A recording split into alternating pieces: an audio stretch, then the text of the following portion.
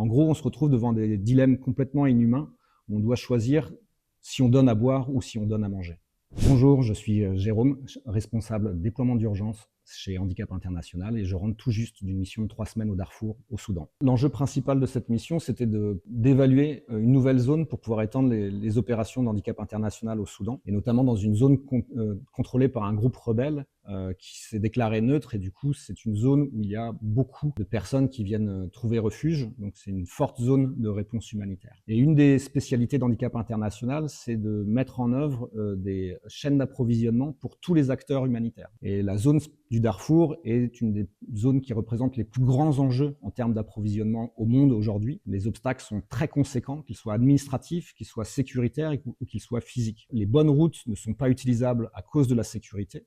Donc toute la chaîne d'approvisionnement pour arriver au camp de Tawila, qui est vraiment un des hotspots humanitaires du moment, avec plus de 600 000 personnes dans le besoin, passe par des toutes petites pistes au travers d'une montagne, le Djebel Mara, et rend l'approvisionnement extrêmement difficile. Les acteurs humanitaires disent ça met jusqu'à 2 mois en fait pour recevoir l'aide.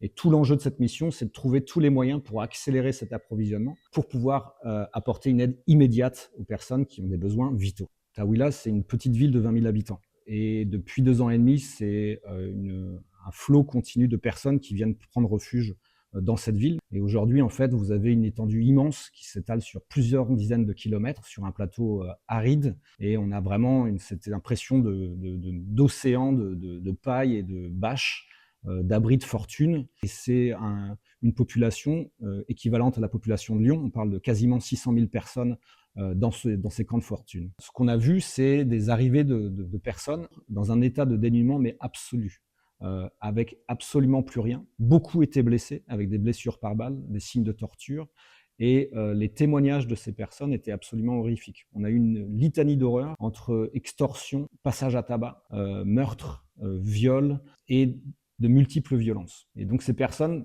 qui nous ont rapporté ça sont arrivées dans des états de déshydratation très avancés, tous montraient des signes de malnutrition et dans un état évidemment psychique très troublé.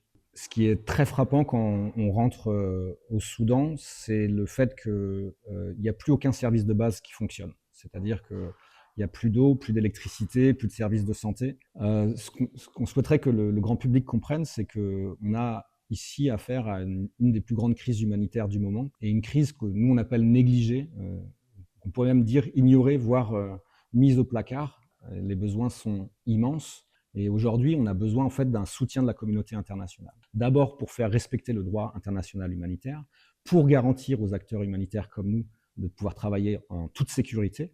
Et évidemment aussi, on a besoin que la communauté internationale vraiment se décide à financer la réponse humanitaire pour qu'on puisse faire notre travail et qu'on puisse faire notre travail bien.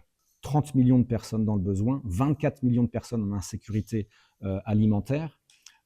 Ça demande une énorme réponse humanitaire. Aujourd'hui, il faudrait à minima 4 milliards d'euros pour couvrir les besoins, et la communauté internationale n'a mis que 1 milliard d'euros sur la table.